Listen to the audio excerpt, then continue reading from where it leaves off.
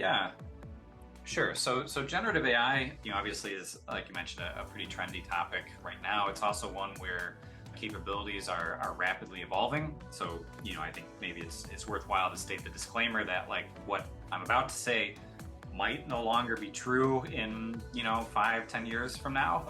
We don't, I don't think we've fully explored the capabilities and limits of the technology.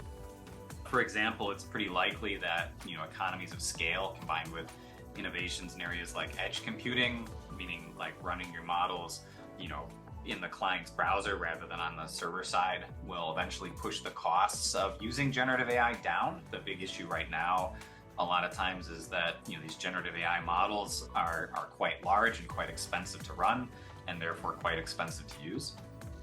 So all that being said, I think with respect to tax compliance, generative AI as it exists today has a few strengths and weaknesses that I think are quite relevant to determining how and where it will impact tax compliance tasks. So, on the strength side, generative AI excels at creative tasks, particularly ones where you aren't especially sensitive to the quality of the results. What I mean by that isn't that like necessarily that, but by sensitive to the quality, I don't necessarily mean like generative AI is going to spit out things that are bad, but I mean cases where you either,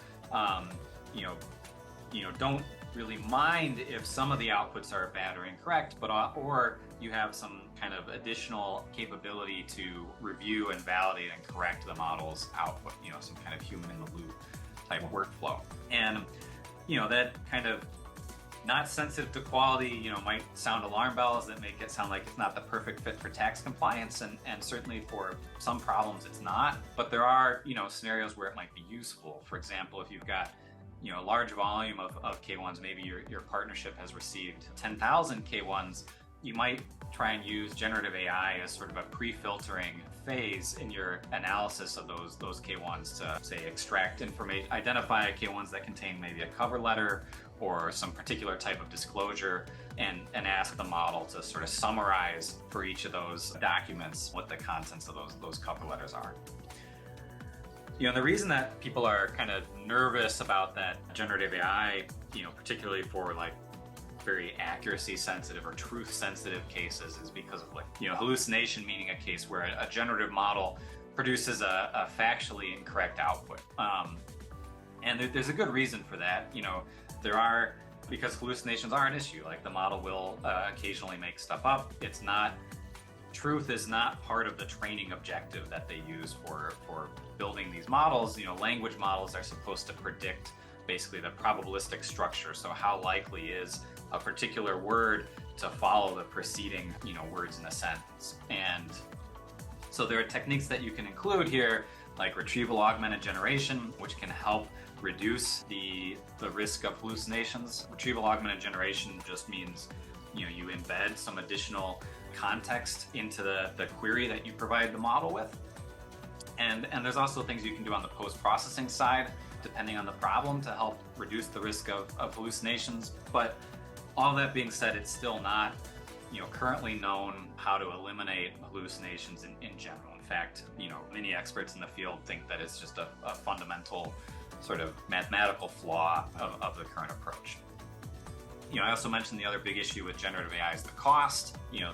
There's particularly if you want like tailored solutions, so if you need to fine tune one of these models for your use case, that can get very expensive very quickly. That's something that, I think companies like OpenAI, as they release larger and bigger models, like, GPT-5 maybe, are hoping that less fine-tuning will be required to achieve good performance on particular tasks. So you kind of have one model to rule them all instead of a bunch of specialist models. But, again, to date, for specialist tasks, you often still do require fine-tuning to get good performance. I think the kind of final downside to these generative models is just interpretability, because of the way that, like any deep learning model, it can be kind of difficult to understand, why did the model produce a particular output given a particular set of inputs. And part of this is just baked into the design of these models, the sort of part of what gives them power is that they're able to look across a very broad context. The input, like you can feed an entire K1 in and it'll look all over the place to produce an output. But then the challenge there, of course, is like, okay, why did it tell me this? Where did it find that information?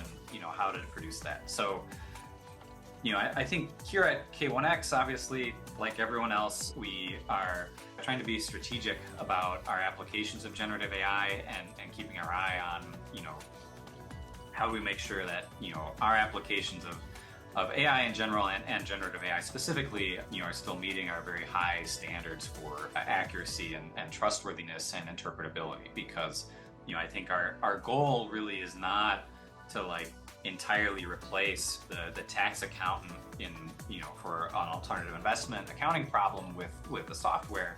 It's to make them faster and more effective. And, I think the way you do that really is by providing automation tools with interpretability and with human-in-the-loop workflows that allow the user to both understand why the model produced a particular output and kind of incrementally correct it as you proceed.